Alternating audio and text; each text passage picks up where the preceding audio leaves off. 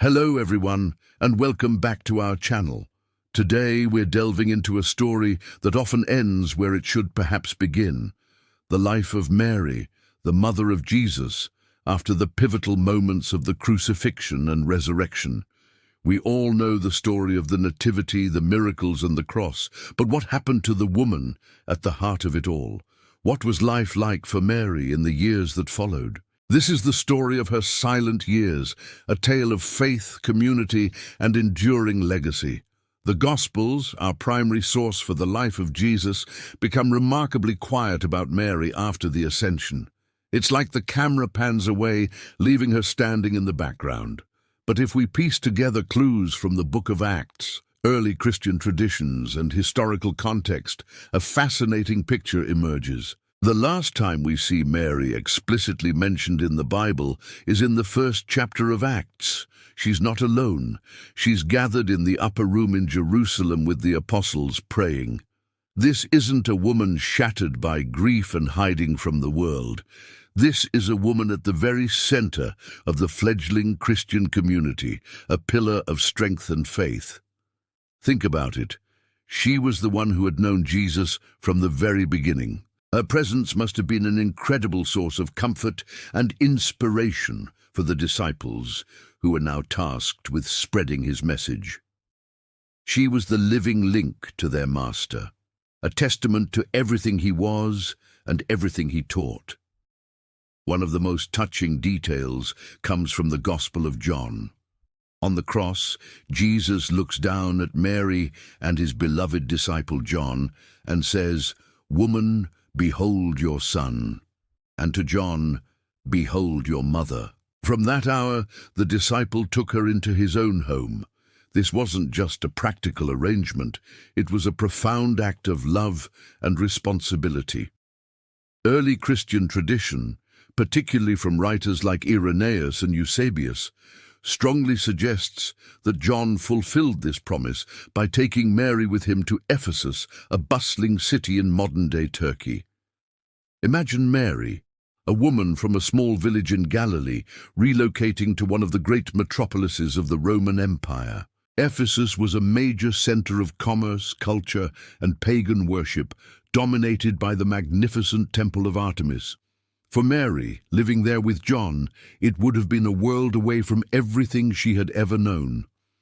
But it was here, tradition holds, that she spent the remainder of her days. She wasn't living in the spotlight. Instead, she lived a quiet, prayerful life, supporting the growing Ephesian church. Can you imagine the wisdom she must have shared? The stories she could tell? She would have been a living gospel, offering personal recollections of Jesus' childhood, his character, and his teachings that weren't written down. The early believers who had the privilege of knowing her would have received an unparalleled insight into the human side of the man they worshipped as the Son of God. She wasn't just a symbol, she was a mother, a guide, and a foundational member of the church. This period is often called Mary's silent years, but that silence doesn't mean inactivity. It speaks to a life of profound humility. After having played such a monumental role in salvation history, she receded from the forefront, allowing the focus to remain on her son and his message. Her role shifted from the mother of Jesus in the flesh to the spiritual mother of his followers. She nurtured the early church not with grand pronouncements, but with her steady, prayerful presence. Her home in Ephesus, according to tradition, became a spiritual hub, a place where believers gathered for encouragement and to hear firsthand about the Savior they had never met.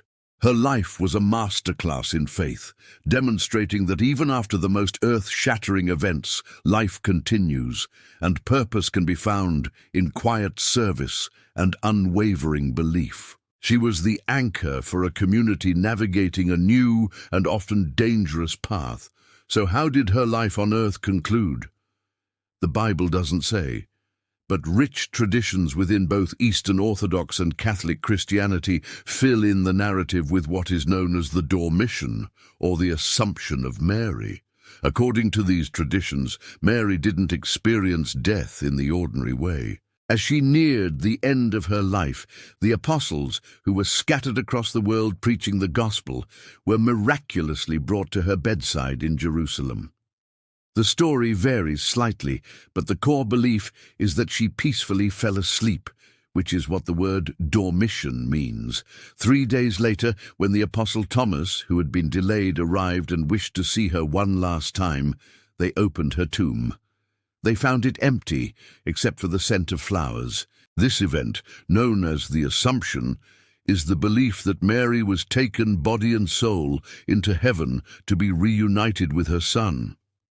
While this isn't found in the biblical canon, it reflects the immense love and reverence the early Christians had for her. They couldn't imagine that the body which had carried the Son of God would be left to decay.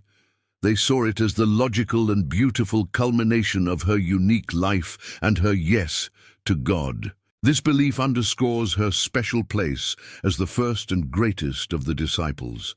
It elevates her not as a goddess, but as the ultimate example of what humanity can become through faith and grace. Her journey from the stable in Bethlehem to her glorious reception in heaven serves as a powerful symbol of hope for all believers. It's a testament to the idea that a life lived in faith, even through immense sorrow, finds its ultimate fulfillment in divine love. The legacy of Mary, therefore, extends far beyond the Gospels. The story of her life after the cross is a testament to quiet strength, enduring faith, and the powerful influence of a humble heart. She transitioned from being the mother of a man to the mother of a movement that would change the world. She wasn't a public preacher or a theologian writing epistles.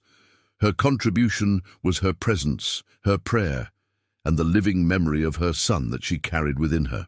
She reminds us that some of the most profound impacts are made not in the noise of the crowd, but in the quiet steadfastness of a faithful life.